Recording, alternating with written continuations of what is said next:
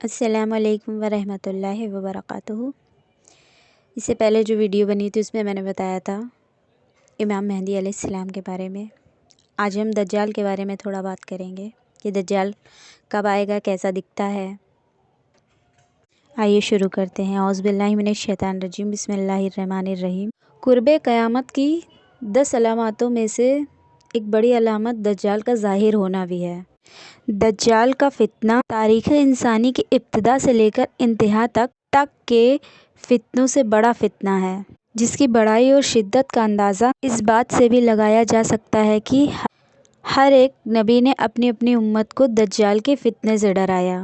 دجال کا معنی ہے بہت زیادہ جھوٹا شخص، کیونکہ دجال بھی حق کے ساتھ باطل کو ملا کر جھوٹ بولے گا، اس لیے اسے دجال کہا گیا ہے۔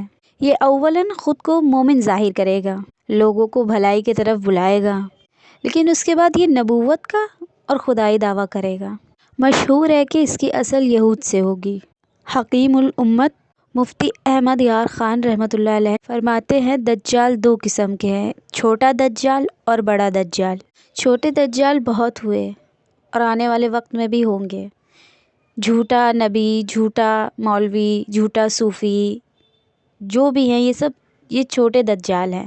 بڑا لیکن دجال صرف ایک ہی ہے جو خدائی دعویٰ کرے گا۔ امام محمد بن احمد قرطبی رحمۃ اللہ علیہ فرماتے ہیں دجال اور قرب قیامت اس کے ظاہر ہونے پر اعتقاد رکھنا برحق، اور یہی اہل سنت بالعموم فقہاء اکرام اور محدثین نظام کا مسلک ہے۔ مختلف حدیث میں دجال کا حلیہ بھی بتایا گیا ہے۔ دیکھیے، ان تمام لوگوں کا بتانے کا جو طریقہ ہے اس سے ہمارے سامنے دجال کا حلیہ ایسا آتا ہے کہ دجال ایک جوان مرد ہوگا، دراز قد اور ایک آنکھ سے کانا ہوگا، اور کانی آنکھ ایسے ہوگی جیسے پھولا ہوا انگور ہو۔ آنکھوں کے بیچ یعنی درمیان میں قاف، فے اور رے لکھا ہوگا، یعنی کافر، جو مسلمانوں کو دکھائی دے گا، چاہے وہ پڑھے ہوں یا ان پڑھ ہوں۔ اس کا سینہ چوڑا اور ذرا اندر کی طرف دھنسا ہوا ہوگا، اور اس کے بال گھنگریلے ہوں گے۔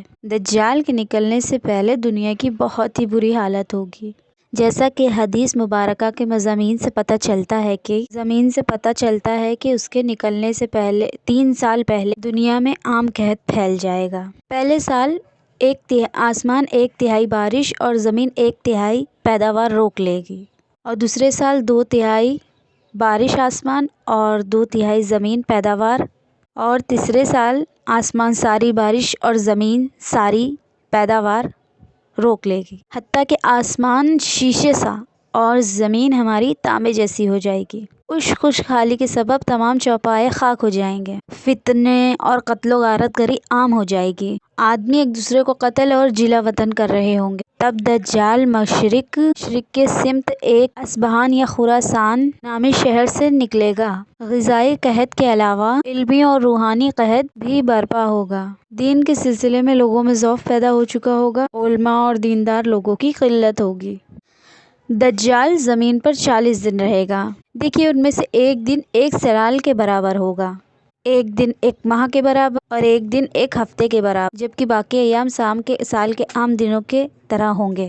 اس مدت میں دجال اپنے گدھے پہ سوار ہو کر پوری دنیا کا چکر لگائے گا۔ گدھے کا جثہ اتنا بڑا ہوگا کہ دونوں کانوں کے درمیانی فاصلہ 40 ہاتھ کے برابر ہوگا، اور اس گدھے کی رفتار کا یہ عالم ہوگا کہ ایک قدم اٹھائے گا تو 1 میل کی مسافت طے کر لے گا، اور روئے زمین کا کوئی بھی میدانی، پہاڑی، صحرائی ایسا باقی نہیں بچے گا کہ جہاں وہ گیا نہ ہو۔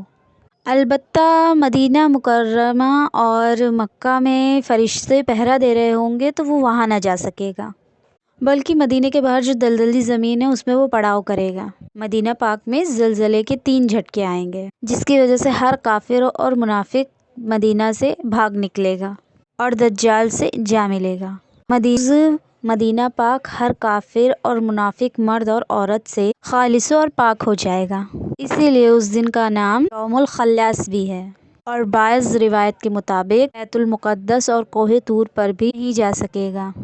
دجال طرح طرح کے شعبدوں سے لوگوں کا ایمان برباد کرنے کے فراق میں رہے گا۔ حدیث مبارکہ میں یہ آیا ہے کہ دجال کے ساتھ روٹیوں کے پہاڑ ہوں گے، اس کے ساتھ 2 نہریں بھی ہوں گی، جس میں سے وہ ایک کو جنت اور دوسری کو دوزخ کہے گا۔